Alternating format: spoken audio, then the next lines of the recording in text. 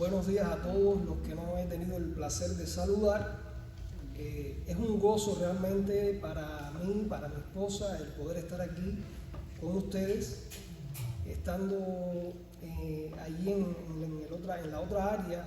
Una hermana se me acercó para agradecernos a nosotros por el apoyo que le estamos dando a ustedes como iglesia, y yo le decía que realmente el gozo es nuestro. Somos nosotros los que debemos estar agradecidos en primer lugar al Señor y también a ustedes porque han tenido a bien el pedirnos determinada ayuda para estos domingos en que hemos estado aquí predicando. Realmente es un gozo el poder estar aquí. Hermanos, los invito a que busquen en sus Biblias la primera carta de Pablo a Timoteo, capítulo 3, y estaremos leyendo los versículos 14 y 15. Primera carta de Pablo a Timoteo, capítulo número 3, y estaremos leyendo los versículos 14 y 15.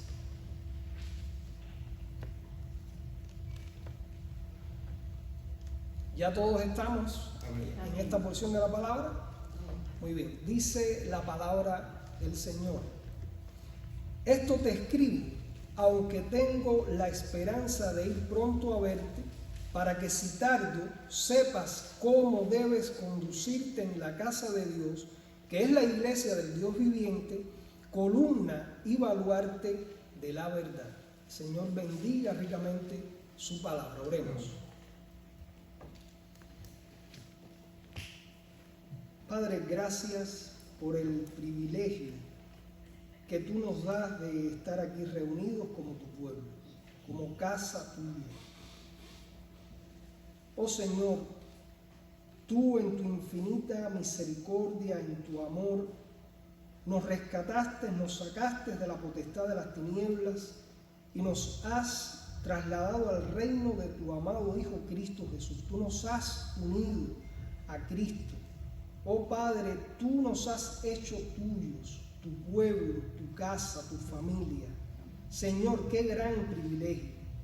Ayúdanos a valorar en su justa medida la obra tan grande de salvación que tú has obrado en nosotros.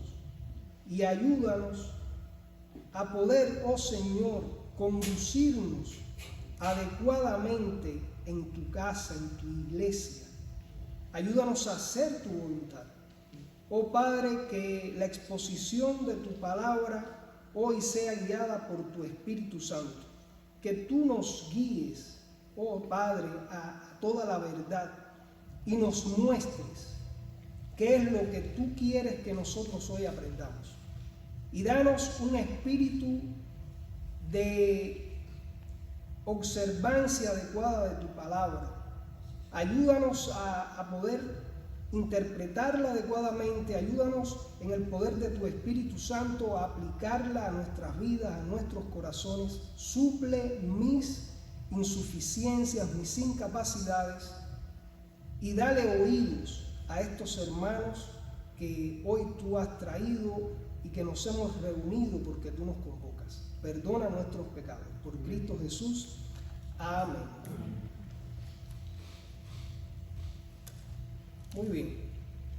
Hermanos, si algo a nosotros nos debe quedar claro cuando nosotros vemos la revelación especial que Dios nos ha dejado en su palabra, cuando leemos la Biblia de tapa a tapa, vamos a encontrar algo que salta muy fácilmente a la vista, y es que nuestro Dios es un Dios de orden. La misma creación, cuando nosotros vamos ahí al libro de Génesis y vemos la creación, cómo Dios en 7 días crea todo este universo vastísimo, nosotros vemos que detrás de eso hay un Dios ordenado, un Dios de orden. De hecho, la palabra universo de lo que habla es de esto. Es algo muy versátil, unido en un todo coherente. Cuando nosotros vemos, por ejemplo, cómo Dios decidió condescender al ser humano y darle su revelación, vemos que lo ha hecho a través de pactos, acuerdos que Dios ha tomado en primer lugar consigo mismo en el pacto eterno de redención y después dando a conocer ese pacto de salvación al ser humano. Lo ha hecho a través de pactos. Esto habla también de un Dios ordenado. Cuando vemos cómo Dios sacó al pueblo de Israel, al Israel nacional de Egipto, y allí en el monte Sinaí le entrega los 10 mandamientos, vemos en los 10 mandamientos que se pueden resumir en amar a Dios con todo tu ser y amar al prójimo como a uno mismo. Vemos ahí a un Dios de orden, es un reflejo del carácter perfecto de Dios. Cuando vemos, por ejemplo, cuando le da a Moisés todas las instrucciones para la construcción del tabernáculo y la forma de culto que se iba a establecer ahí vemos un Dios de orden. Cuando vemos las leyes civiles y ceremoniales que Dios le fue dando al pueblo de Israel para que se condujera adecuadamente, diferente al resto de las naciones, siendo el pueblo escogido de Dios, ahí vemos un Dios de orden. Cuando vemos el templo en Jerusalén, construido por Salomón, la perfección de ese templo, apuntando igualmente al carácter de Dios y todas las regulaciones para la adoración, ahí vemos un Dios de orden. Cuando, por ejemplo, Pablo le escribe a los corintios, en 1 Corintios 14, viniendo hablando de los dones espirituales y cómo debían conducirse en el contexto de la iglesia, se deja claramente establecido que todo se debe hacer decentemente y con orden. Y vemos ahí a un Dios de orden. Igual lo que vemos en este texto que acabamos de leer. La primera carta a Timoteo, capítulo 3, versículos 14 y 15. Ahí hay una clara referencia a saber conducirse adecuadamente en la casa de Dios. Y si Dios, hermanos, es un Dios de orden, ¿no deberíamos también serlo nosotros en nuestra relación con Él, sobre todo en el contexto de la iglesia? Nosotros decimos que Dios es nuestro Señor, Cristo es nuestro Señor. Bueno, Cristo, Dios, nuestro Señor, es un Dios de orden, un Dios ordenado. Y si Él lo es, nosotros también estamos llamados a hacerlo. Es por eso que la idea fundamental que yo pretendo transmitirles a ustedes con este sermón es esta. Nosotros los cristianos debemos siempre procurar y mantener el buen orden en la iglesia local. Esta es la proposición temática de este sermón. Si ustedes olvidan el resto de lo que yo voy a decir aquí cuando exponga el texto, pero se les queda en la mente esta proposición temática, esta idea central, yo me daré por satisfecho. Que cada uno de ustedes se vaya hoy en sus mentes clavada esta idea. Nosotros los cristianos debemos siempre procurar y mantener el buen orden en la iglesia local. Y el texto que hemos leído ahí en 1 Timoteo 3, 14 y 15 nos da dos razones muy serias para tomarnos muy en serio esto. Y las dos razones son, en primer lugar, que la iglesia es la casa de Dios y no nuestra propia casa. Y la segunda razón es que la iglesia es el fundamento y sostén de la verdad de Dios. Algo realmente muy, pero muy importante. Estas dos razones las vamos a manejar a modo de bosquejo. Son los dos puntos que vamos a abordar en el sermón. Y estas dos verdades nos llevan nuevamente a la proposición temática de la que yo les hablaba. Nosotros como cristianos debemos siempre procurar y mantener el buen orden en el contexto de la iglesia local. Y vamos a ir viendo, cuando desarrollemos el sermón, a qué nos referimos con el buen orden. Porque muchas veces nosotros creemos que estamos haciendo bien las cosas, pero cuando nos enfrentamos a la palabra vemos que hay puntos oscuros que nosotros todavía debemos clarificar y rumbos que hemos tenido que debemos corregir. Y ese es el objetivo, hermanos. Es que nosotros podamos, a la luz de la palabra de Dios, porque creemos que la palabra de Dios es inerrante y es suficiente, nuestra regla de fe y práctica, cómo a la luz de la palabra de Dios nosotros debemos conducirnos. Ahora, ¿esto es propio solamente de ustedes como iglesia? No, eso es propio de toda iglesia de Dios, de todo verdadero cristiano. Todos aquellos redimidos por Cristo que nos reunimos como su iglesia, nosotros debemos preocuparnos y trabajar todos los días. No es algo que se hace solamente una vez y ya. Debemos trabajar todos los días por procurar conducirnos como Dios ha establecido en su palabra. El primero de los puntos: la iglesia es la casa de Dios y no nuestra propia casa. Cuando Pablo dice ahí en el texto, para que si tardo sepas cómo debes conducirte en la casa de Dios, que es la iglesia del Dios viviente. Claramente se refiere a que la iglesia le pertenece a Dios. Ahí el texto lo deja claramente. Pero ¿en qué relación o medida la iglesia le pertenece a Dios? Porque todas las cosas le pertenecen a Dios. Yo creo que a todos nos queda claro que hay un único y verdadero Dios que ha creado todo este universo y que por lo tanto es el dueño y señor de todo lo que existe. Es por eso cuando el hermano oraba por las ofrendas, decía una verdad que es como una roca. Todo lo hemos recibido de Dios. Nosotros no estamos haciendo nada de extraordinario cuando nosotros ofrendamos y damos para la obra. Porque eso lo estamos recibiendo de Dios. No somos más que mayordomos de lo que Dios nos da. Lo cierto es, hermanos, que nosotros le pertenecemos a Dios de una manera especial. La iglesia es una posesión especial de Dios. La palabra griega traducida al español como casa, ahí en ese texto, fíjense ahí en el texto, cuando menciona que somos la casa de Dios, esa palabra es oikos, en el griego koinés, y en un sentido espiritual puede entenderse a modo de ilustración como los creyentes, como familia de la fe. En ese sentido puede interpretarse esta palabra. Es como si Pablo hubiese dicho, para que si tardo sepas cómo debes conducirte en la familia de la fe, la familia de Dios. Así de estrecha es la pertenencia de la iglesia a Dios. Somos su casa, su familia. Es por eso que cuando nosotros leemos en el Evangelio según Juan, ahí en el versículo, capítulo 1, versículo 12, mas a todos los que lo recibieron a Cristo por fe, le fue dado el ser hechos hijos de Dios, y eso no fue obra de nosotros, sino que es la obra de Dios. Dios nos adopta como sus hijos una vez que nosotros hemos creído en Cristo Jesús. Y por lo tanto, nosotros somos una posesión especial de Él, somos su familia, somos la familia de la fe. Y de paso esto desecha la idea de que Pablo se estuviera refiriendo al lugar de reunión o al edificio. La iglesia no son estas cuatro paredes, sea pequeña, grande, no, la iglesia somos cada uno de nosotros.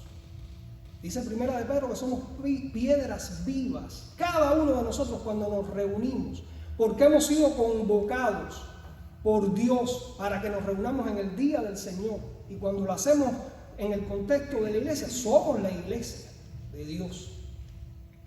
La iglesia somos nosotros.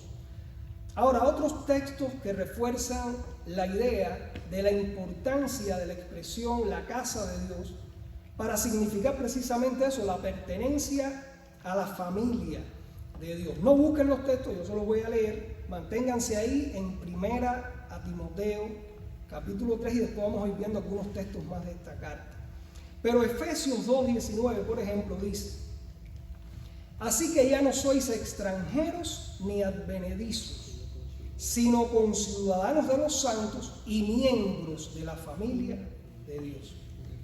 Pablo le escribe a los cristianos de Éfeso, mayormente gentiles, y les está diciendo: miren, ustedes antiguamente estaban ajenos a los pactos y a las promesas de Dios, estaban sin Dios en el mundo, pero ahora Jesucristo ha venido a derribar esa pared intermedia que había entre gentiles y judíos, y de los dos ahora ha hecho un solo pueblo, Es por eso que nosotros ahora decimos con mucho conocimiento de causa por las Escrituras, de que nosotros somos el verdadero Israel espiritual de Dios. ¿Vale?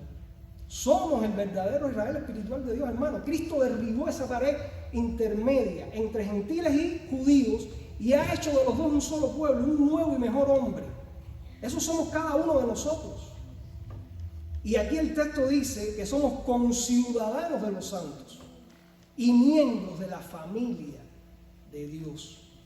En ese sentido somos especiales. No debemos gloriarnos de eso, debemos gloriarnos solo en Dios, pero Él ha hecho que nosotros ahora seamos personas especiales porque le pertenecemos de una manera especial. Hebreos 3, 5 al 6. Y Moisés, a la verdad, fue fiel en toda la casa de Dios como siervo. ¿A qué casa de Dios se está refiriendo? Al Israel nacional del Antiguo Testamento, para testimonio de lo que se iba a decir.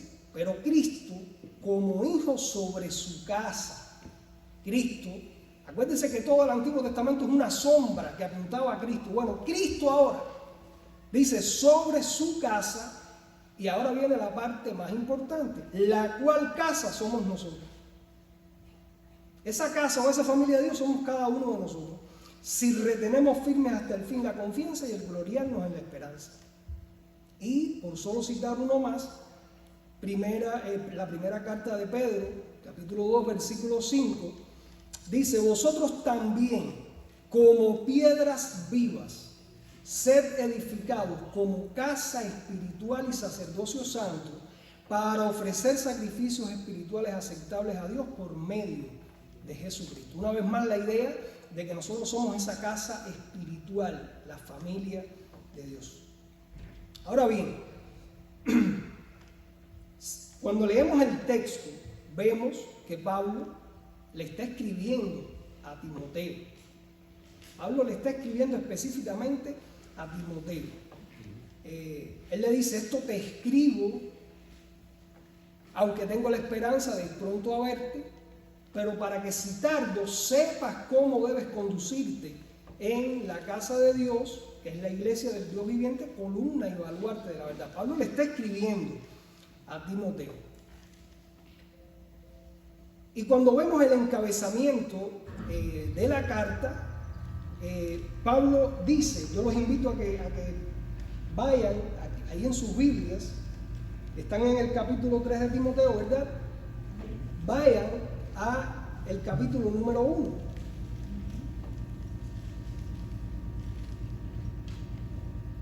Fíjense cómo Pablo, al comienzo de esta carta, dice: Pablo, apóstol de Jesucristo, por mandato de Dios nuestro Salvador y del Señor Jesucristo nuestra esperanza, a Timoteo, verdadero hijo en la fe. Cuando nosotros vamos al libro de los Hechos, vemos cómo es que Pablo conoce a Timoteo, cómo es que Pablo adopta a Timoteo como un hijo espiritual y cómo lo prepara y cómo Timoteo apoya a Pablo en el ministerio. Él está escribiendo específicamente esta carta a su hijo, a Timoteo. Ahora, en los versículos 14 y 15, entonces, Pablo le dice: para que sepas cómo debes conducirte en la casa de Dios. Y aquí se le ve el objetivo de la carta. El objetivo de la carta es que Timoteo fue dejado por Pablo en Éfeso. Fíjense ahí en el capítulo 1, verso 3: como te rogué que te quedases en Éfeso cuando fui a Macedonia, para que mandases a algunos que no enseñen diferente doctrina. Hay determinada situación en la iglesia de Éfeso, que fue fundada por Pablo. Se están introduciendo allí falsas doctrinas y falsos maestros. Y Pablo deja a Timoteo allí para que corrija lo deficiente en esta iglesia.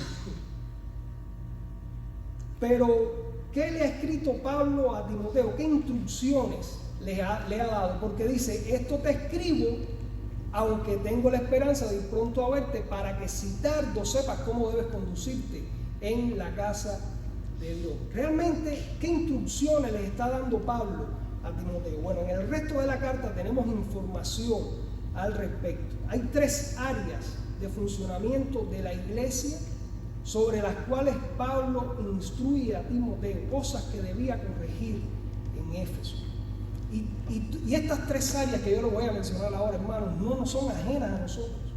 Son las 3 áreas en las que la iglesia de Dios, su casa, su familia, todos los días, por todas las generaciones, por todos los años, hasta que nuestro Señor Jesucristo venga, son las 3 áreas en las que la iglesia tendrá que trabajar.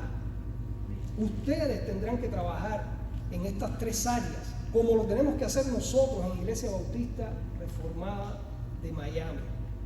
La enseñanza o la doctrina, la adoración y el gobierno de la iglesia. Los ejemplos los tenemos aquí mismo en esta carta. Por ejemplo, lo relacionado con la enseñanza, con la doctrina. Timoteo y esa iglesia en Éfeso debían combatir la falsa doctrina.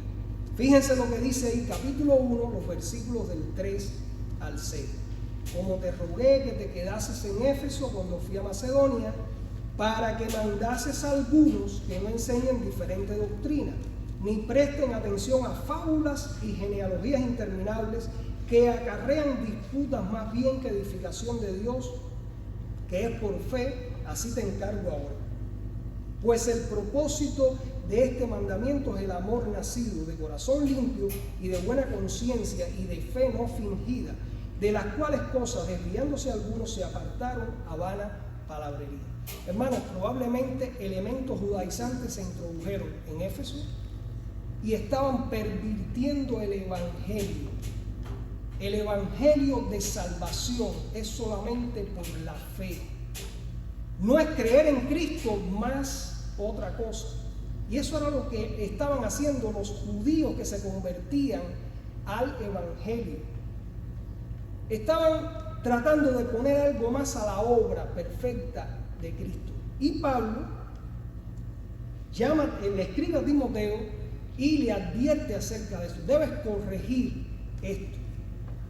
En segundo lugar, resaltar el evangelio, la doctrina que es conforme a la piedad. Fíjense en esta misma carta, vayan conmigo al capítulo número 6. Capítulo número 6 de esta misma carta, y dice la palabra ahí, capítulo 6, versículos 3 al 5.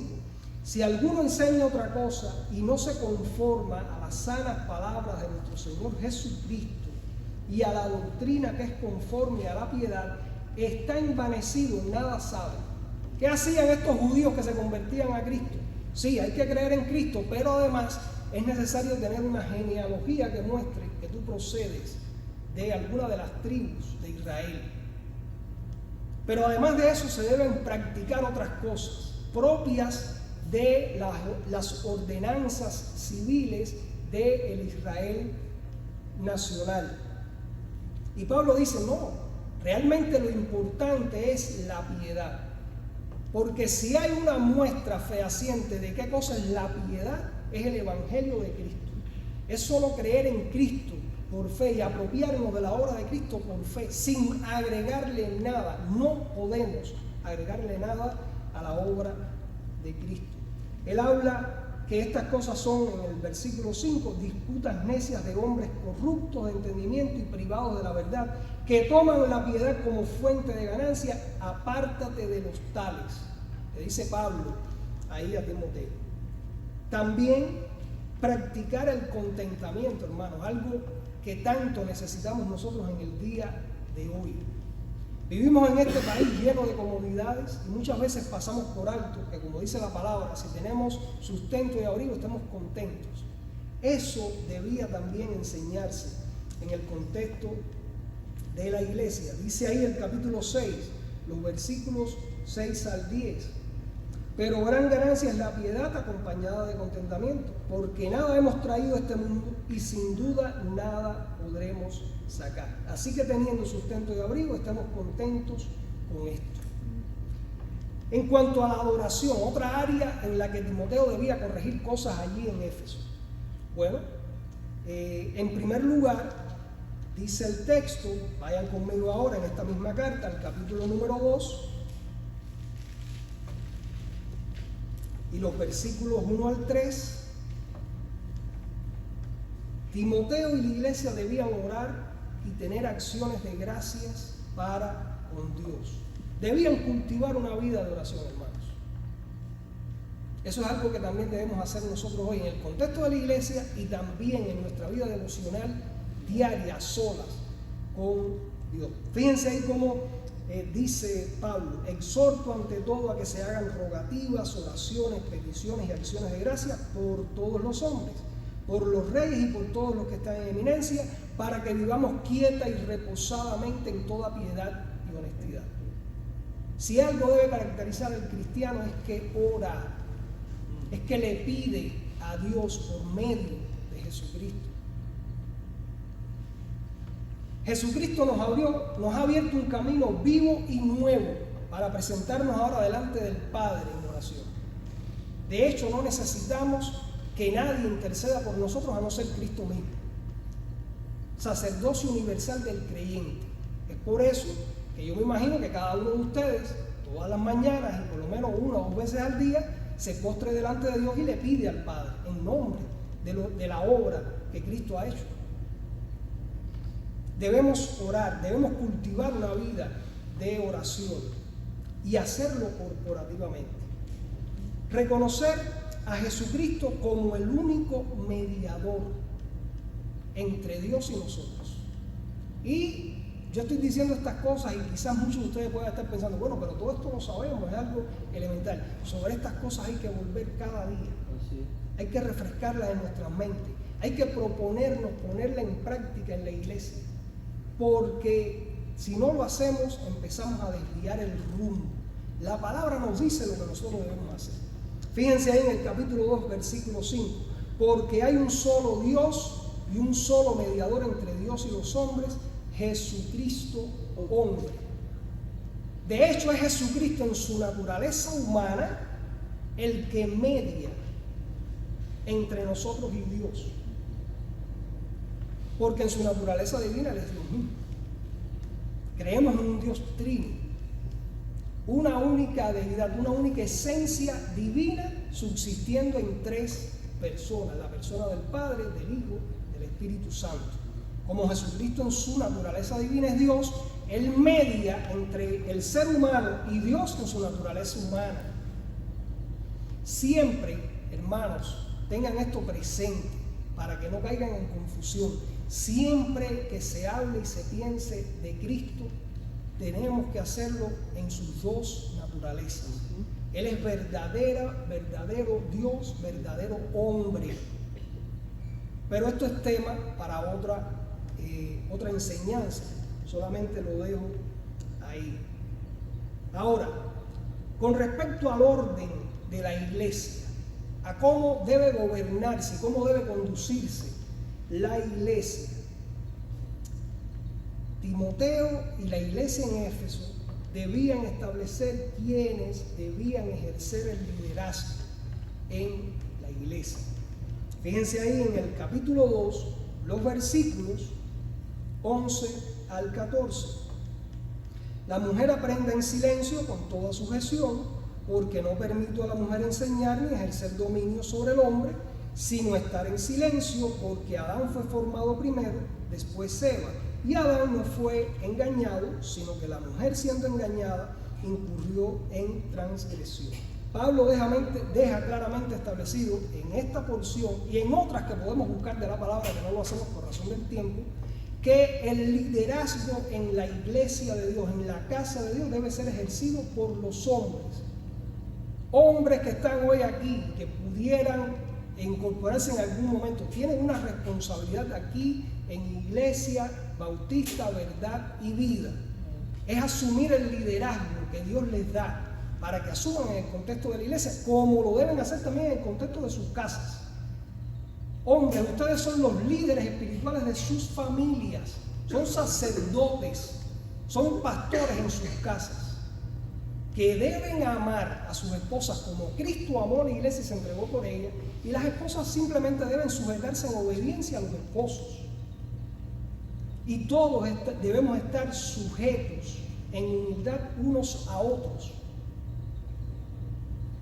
Ahora, se trata aquí de algo cultural, del por qué Pablo le escribe esto a Timoteo, que en el contexto de la iglesia, la casa de Dios, sean los hombres los que asuman el liderazgo, para nada. Pablo acude aquí a un argumento teológico y va a la creación. Fue creado primero Adán, de Adán sale Eva y Eva fue engañada primero, aunque la responsabilidad del pecado es de Adán, porque era precisamente el líder en esa relación.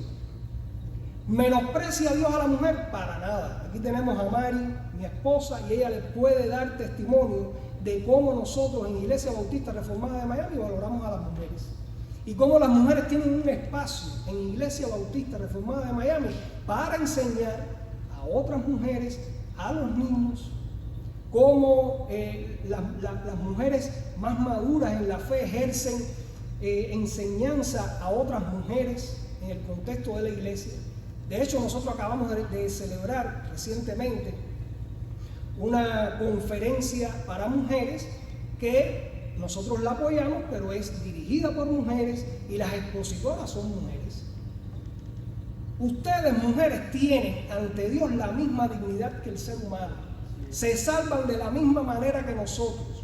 Simplemente Dios les ha otorgado un rol diferente en la casa, en la familia, un rol diferente en la iglesia, la casa de Dios. Somos nosotros los hombres los que tenemos que asumir el liderazgo en las iglesias.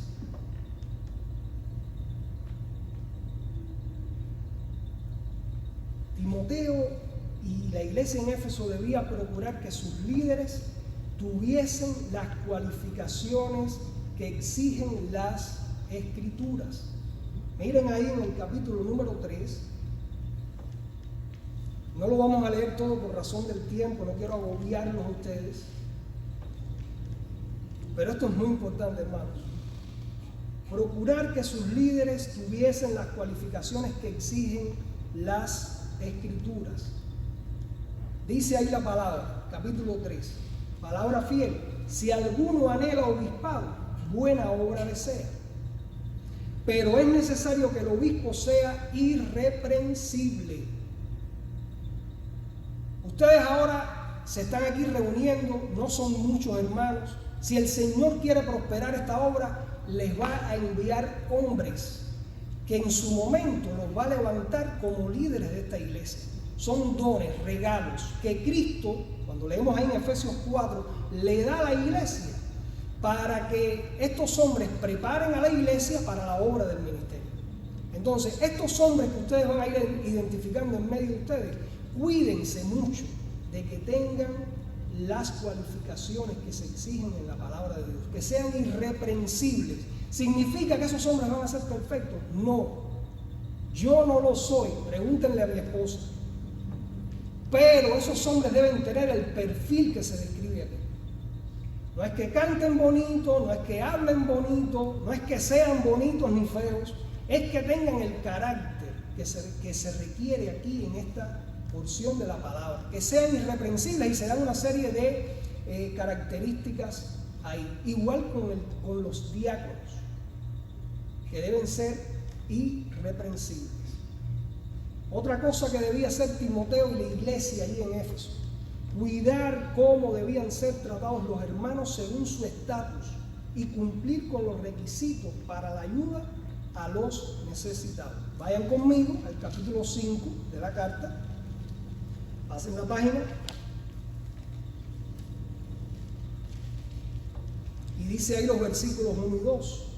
Se dice, y es verdad, que si no reprendas al anciano, sino exhórtale como a padre, a los más jóvenes como hermanos, a las ancianas como a madres, a las jovencitas como hermanas, con toda pureza. Es decir, debe hacerse una diferenciación con respecto al estatus y tratar adecuadamente a cada persona. A los necesitados, aquí en la carta Pablo pone el ejemplo de las viudas.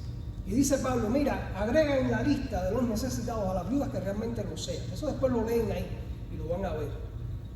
El asunto está en que ustedes como iglesia deberán ver realmente dónde están las necesidades y hasta qué punto ustedes podrán o no ayudar. Eso también forma parte de las cosas que se deben hacer. Timoteo debía atender todos estos asuntos, haciendo lo cual se estaría conduciendo adecuadamente en la iglesia. Fíjense ahí que el versículo 15 del capítulo 3 dice: para que sepas cómo debes conducirte en la casa de Dios. Esa palabra que se describe ahí, conducirte, en el griego también puede ser traducida como comportarse, Por ejemplo, se puede decir como es necesario comportarse en la casa de Dios. Es por eso que en otras versiones, por ejemplo, Palabra de Dios para Todos dice: para que sepas cómo se debe vivir en la casa de Dios. O Nueva Versión Internacional dice: para que sepas cómo hay que portarse en la casa de Dios. Y la Biblia de las Américas dice: para que sepas cómo debe conducirse uno en la casa de Dios. Es interesante que estas traducciones dan la idea más exacta de lo que Pablo quiso decir ahí. Porque aunque Pablo le está hablando a Timoteo, se está dirigiendo a Timoteo, lo que realmente estaba indicando con esa expresión, cómo debe comportarse uno en la casa de Dios, era cómo todos los miembros de la iglesia debían comportarse. Es decir, no es que solamente los líderes deben comportarse haciendo estas cosas que yo les hablé ahora mismo, que debía hacer Timoteo y la iglesia en Éfeso. No es que cada uno de los miembros debe hacerlo. La sana enseñanza, la correcta adoración, el gobierno adecuado son asuntos que atañen a todos los miembros. Yo no sé si alguna vez ustedes se han visto en la idea peregrina de decir: esta iglesia está patas arriba, esta iglesia está mal, qué mal está la enseñanza, qué mal está la adoración. Y lo interesante del caso es que tú eres parte de esa iglesia, tú eres esa iglesia.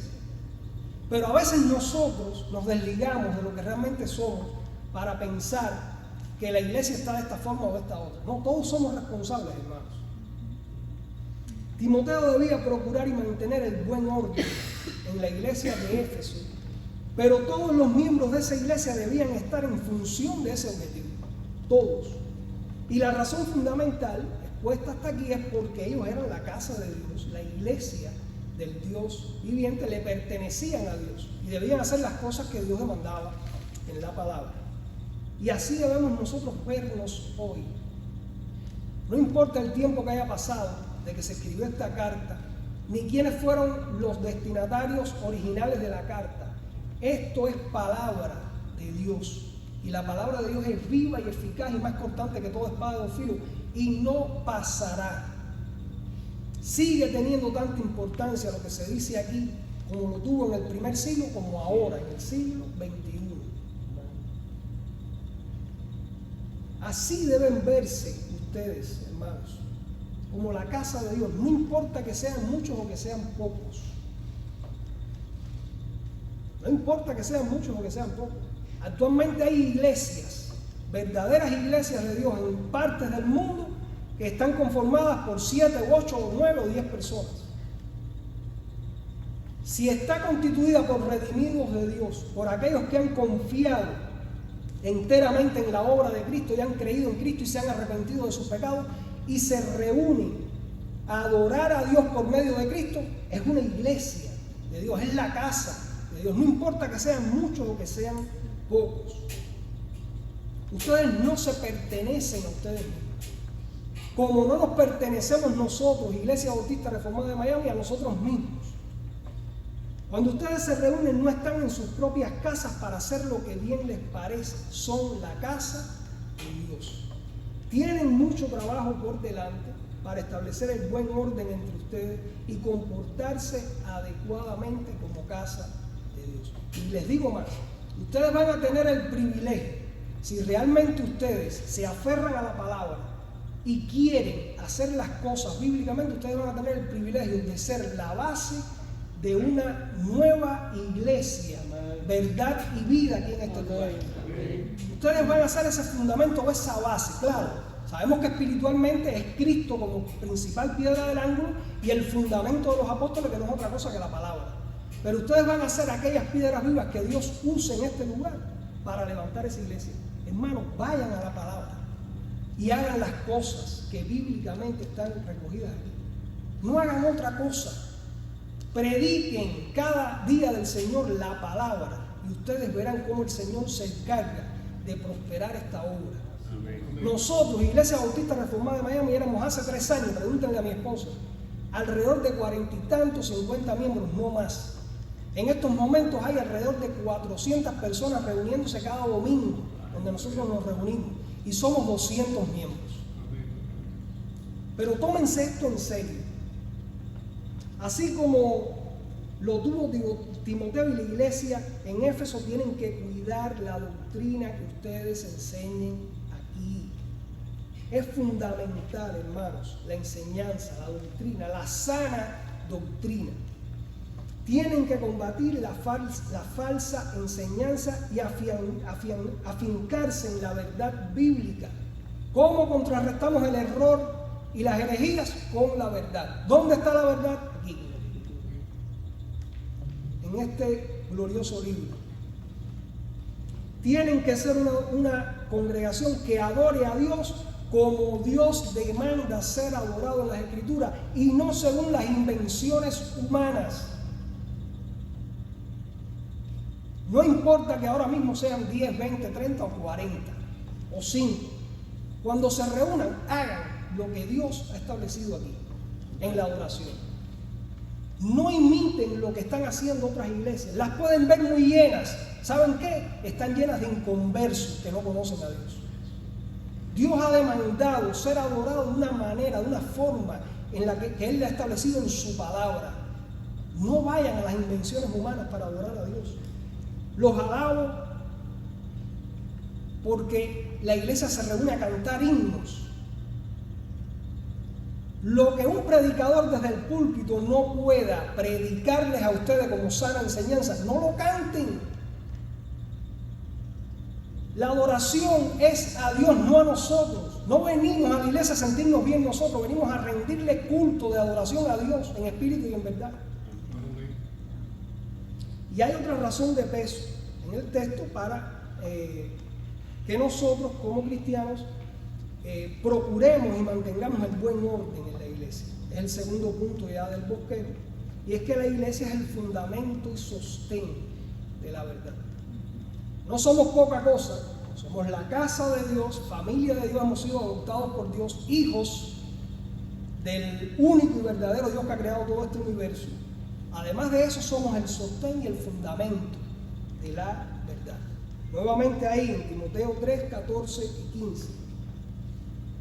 Esto te escribo aunque tengo la esperanza de ir pronto a verte, para que si tardo sepas cómo debes conducirte en la casa de Dios, que es la iglesia del Dios viviente, columna y baluarte de la verdad.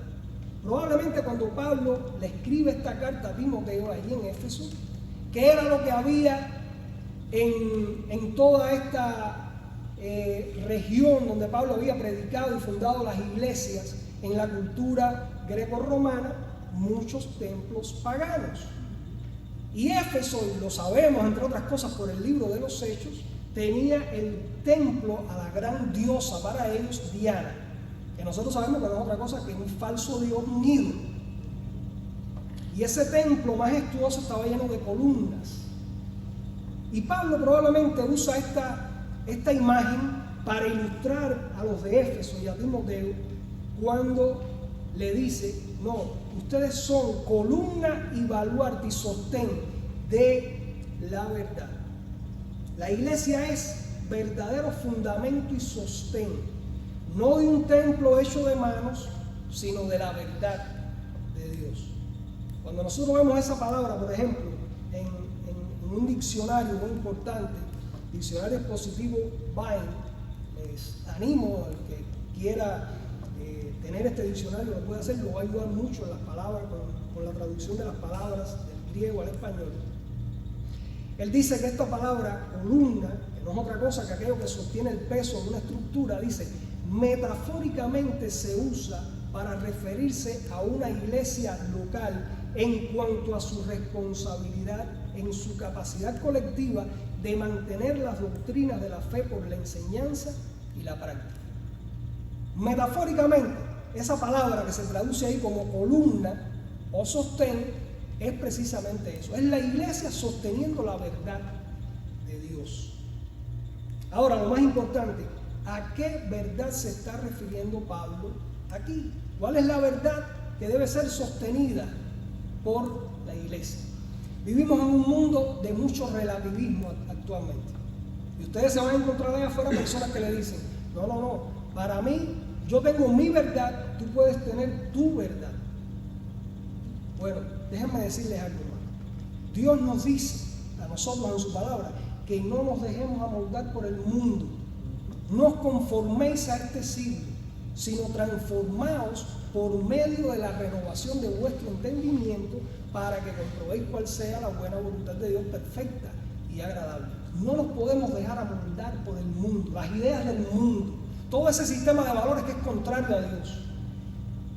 El mundo dice que no hay verdad absoluta, que la verdad es relativa, es lo que yo creo o lo que tú crees. Y es por eso que piensan erróneamente que todos los caminos conducen a Dios y que uno se puede salvar de diversas maneras. Y nosotros sabemos que no es así, hay una única verdad. Pudiéramos pensar con respecto a esto, a qué cosa es la verdad a la que Pablo se está refiriendo aquí, a que es todo el cuerpo de doctrina que nos ha sido dado y que en Judas leemos como la fe que ha sido una vez dada a los santos. Y es correcto. Es decir, cuando nosotros vemos la revelación que Dios ha hecho de la verdad absoluta en la palabra, vemos que es todo ese fundamento, todo ese cuerpo de doctrina que es el Evangelio de Dios. Esa es su verdad y eso es correcto. O visto de otra manera, el fundamento de los apóstoles sobre el cual se edifica la iglesia, correcto. Pero ambas cosas apuntan y se unen en la persona de Jesucristo, quien dijo de sí mismo ser el camino y la verdad y la vida. Cristo es esa verdad de la cual nosotros como iglesia somos la columna y el fundamento. Hermanos, eso no es poca cosa. Yo diría que es mucho. El mismo Cristo que es identificado como el Logos o la palabra de Dios en Juan 1:1, en el principio era el Verbo y el Verbo era con Dios y el Verbo era Dios. Palabra a la que él se refiere como verdad en Juan 17:17. Lo que se conoce como la oración sacerdotal. Cristo, orándole al Padre, le dice, santifícalos en tu verdad, tu palabra es verdad. Y esa palabra, ¿quién identifica? A Cristo, que es el Logos, es la expresión hablada o escrita de Dios. Por lo tanto, Cristo y su obra redentora es la verdad absoluta. Sí hay verdad absoluta, hermanos. Sí hay una verdad absoluta. No se traguen el anzuelo de pensar que la verdad es relativa. Cristo es la verdad y la vida. Su glorioso evangelio. ¿Qué cosa es el evangelio de Dios? La vida perfecta de Cristo y la obra redentora de Cristo Jesús. Cristo viviendo la vida que nosotros no podemos vivir para agradar a Dios. Cristo muriendo en la cruz del Calvario para pagar por los pecados del que se arrepiente y cree. Cristo muriendo, Cristo siendo enterrado, Cristo resucitando al tercer día. Cristo ascendido a los cielos en gloria. Ese es el glorioso evangelio que nosotros siempre tenemos que predicar y siempre tenemos que defender. Nosotros somos la columna y el sostén de esa verdad. Mírense así, véanse así, aunque sean pocos ahora.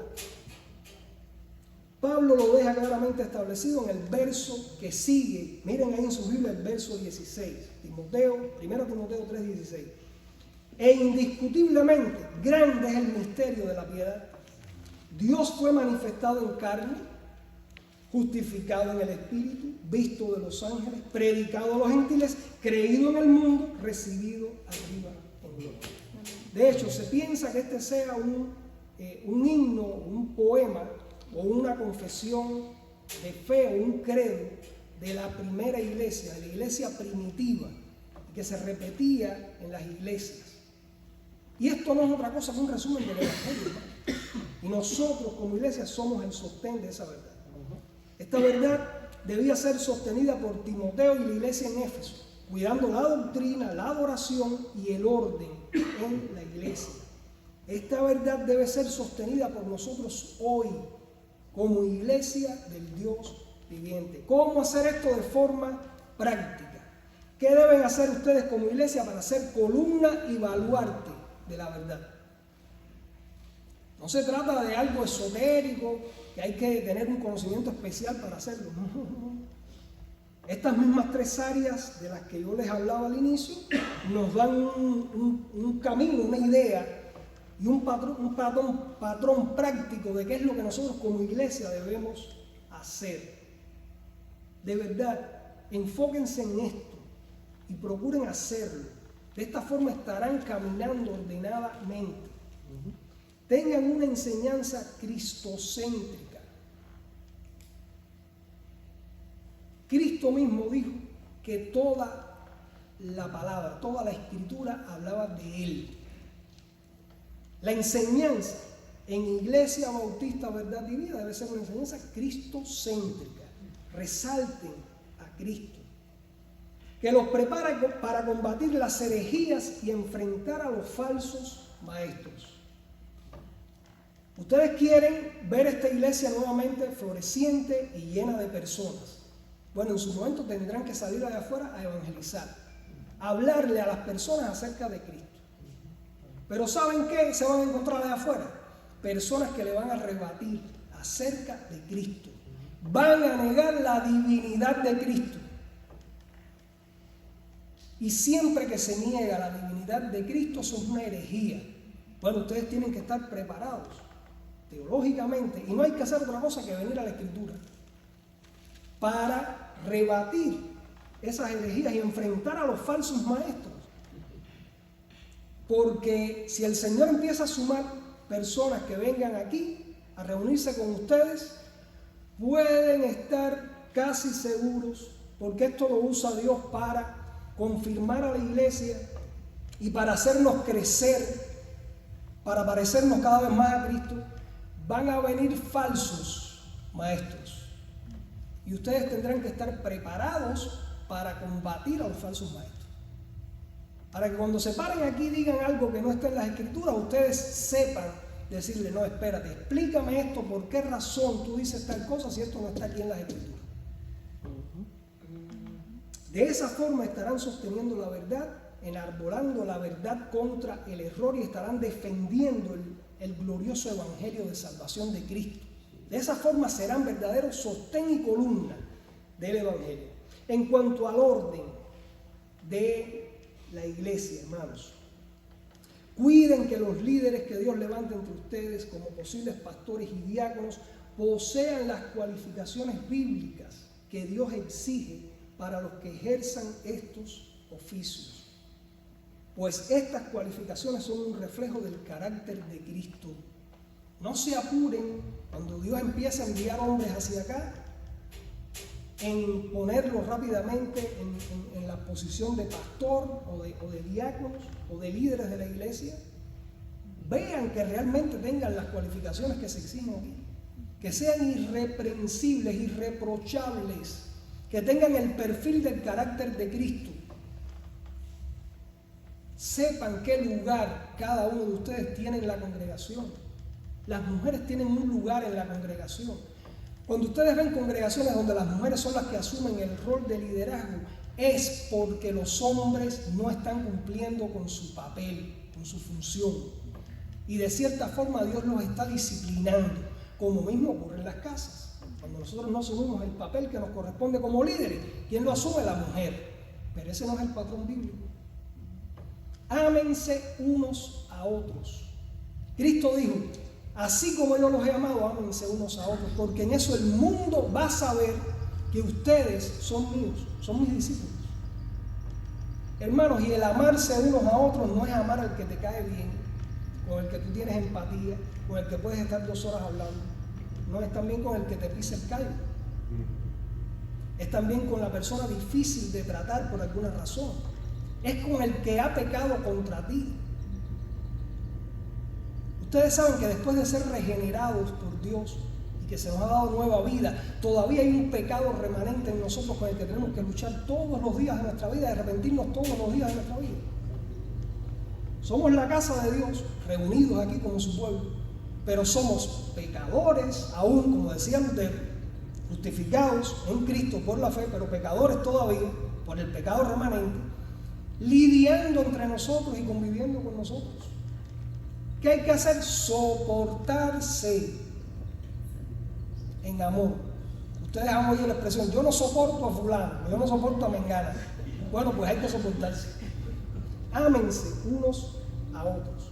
En cuanto a la adoración, hermanos, aseguren que la adoración que les rinden a Dios como iglesia fluya como resultado de la relación que tienen con Cristo. Tengan en cuenta que solo por medio de Cristo nos reconciliamos con Dios. El Padre no aceptará ninguna adoración que no venga por medio del Hijo. Ustedes ahora mismo pueden encontrarse iglesias que están repletas. Y la música andando, y la bachata, y qué bien me sentí ahí. Ahí no está ni Dios ni su Espíritu, ni están adorando al Dios verdadero. Porque a Dios se adora por medio del Hijo. Tengan una relación estrecha con Cristo, que eso fluye en el momento de la adoración. Ahí en 1 de Pedro 2:5, que lo leí al inicio, dice, para ofrecer sacrificios espirituales. Estamos siendo edificados como casa de Dios para ofrecer sacrificios espirituales aceptables a Dios por medio de Jesucristo. Dios no acepta nada que no venga por medio de Jesucristo. El que no ha creído en Cristo, el que no tiene a Cristo como su Señor y Salvador, y no solo Salvador, Señor también de su vida, no está adorando al Dios verdadero. Así sea quien sea. Por último, como sostenedores de la verdad, la iglesia de Dios tiene una función de trascendencia cósmica. No es que nosotros nos reunimos aquí y esto solamente va a impactar a la comunidad que está de afuera, o a nosotros mismos, o a nuestra familia. No. La trascendencia de una reunión como esta, sean muchos, sean pocos, pero de verdaderos creyentes que aman y adoran a Dios por medio de Jesucristo, tiene una trascendencia cósmica, hermanos. Dice Efesios 3:10, para que la multiforme sabiduría de Dios sea ahora dada a conocer por medio de la iglesia a los principados y potestades en los lugares celestiales. ¿De qué está hablando Pablo aquí? No tenemos tiempo ahora de analizar todo ese texto. Pablo está hablando del misterio que le fue revelado a él. ¿Y ese misterio cuál es? No es otra cosa que el glorioso evangelio de nuestro Señor Jesucristo. Y un misterio, cuando se habla de misterio, no es otra cosa que aquello que hasta un punto determinado ha sido velado para el pueblo de Dios y que en un punto determinado de la historia Dios lo da a conocer. Y eso lo hizo con Pablo y el evangelio y diciendo, y ese evangelio no solamente para los judíos, es también para los gentiles. Gloria a Dios, hermanos, porque por eso es que nosotros estamos hoy reunidos aquí. Porque ninguno de nosotros tiene ascendencia judía y probablemente hoy nadie la tenga. Cuando nosotros defendemos la verdad de Dios, nosotros estamos dando un mensaje, no a la comunidad, no a nuestra familia solamente, sino de trascendencia cósmica, a las potestades a las que se refiere Pablo precisamente en esa carta en el capítulo 6, diciendo, mira, nuestra lucha no es contra sangre ni carne, es contra potestades, contra huestes espirituales de maldad en los lugares celestiales. Nosotros creemos que somos el ombligo del mundo, que somos los únicos que existimos. Hay un mundo creado por Dios de criaturas angélicas. Hay potestades de las que habla la Biblia. Cuando nosotros como iglesia hacemos lo que tenemos que hacer, le estamos dando un mensaje a todas esas potestades a nivel cósmico. Cada vez que ustedes como iglesia enseñen a Cristo, anuncien a Cristo y vivan a Cristo, estarán sosteniendo la verdad y estarán dando a conocer a principados y potestades en lugares celestiales esa gran verdad. Que a Dios le ha placido, ha condescendido con el ser humano, lo ha mirado y le ha dado un plan de redención que no se lo dio a los ángeles. Es por eso que en ese punto nosotros somos superiores a los ángeles, porque somos merecedores de la gracia de Dios. Hermanos, a modo de conclusión, ya con esto termino, tengan en cuenta esto: la iglesia local no es un grupo de personas reunidas para acercarse a Dios como bien les parece. Cada iglesia local le pertenece a Dios, somos su casa, su familia, la familia de la fe, y por lo tanto debemos hacer lo que el Señor de la casa ha determinado que hagamos. Guardar el buen orden que garantiza el honrarlo a Él y el salvaguardar su verdad, el glorioso evangelio de salvación de nuestro Señor Jesucristo.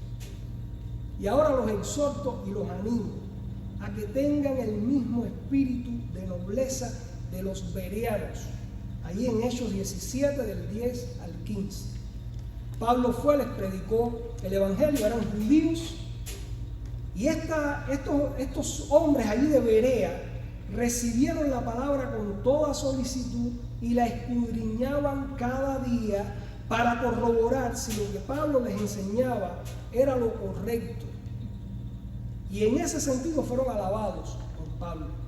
Es mi deseo y mi oración que ustedes tengan este mismo espíritu, que vayan a las Escrituras, que la escudriñen para ver si lo que nosotros le hemos predicado a ustedes es precisamente la palabra de Dios, y que sean lo suficientemente nobles para desaprender todo lo que hay que desaprender y para aprender todo lo que hay que aprender y ponerlo por obra. Quiera Dios que no Pablo, ni yo o cualquier hombre, sino que Dios mismo se agrade de ustedes. Bien.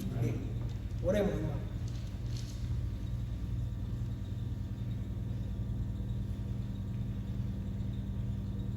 Padre, gracias por la oportunidad que tú nos has dado de exponernos a tu verdad.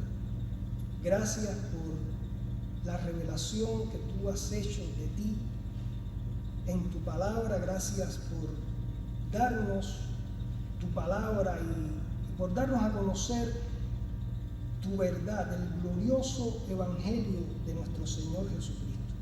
Padre, ayúdanos, ayuda a Iglesia Bautista Verdad y Vida, ayuda a Iglesia Bautista Reformada de Miami y a cada iglesia tuya a comportarnos como lo que realmente somos, como tu casa. Ayúdanos, oh Señor, a procurar sinceramente mantener el buen orden en tu iglesia, cuidando de la doctrina, cuidando de la adoración a ti, cuidando de establecer una iglesia como tú has establecido en tu palabra, y que nosotros podamos ser verdaderamente columna y baluarte de tu verdad. Que esto sea una realidad en medio de estos hermanos. Perdona nuestros pecados. Por Cristo Jesús. Amén. Amén.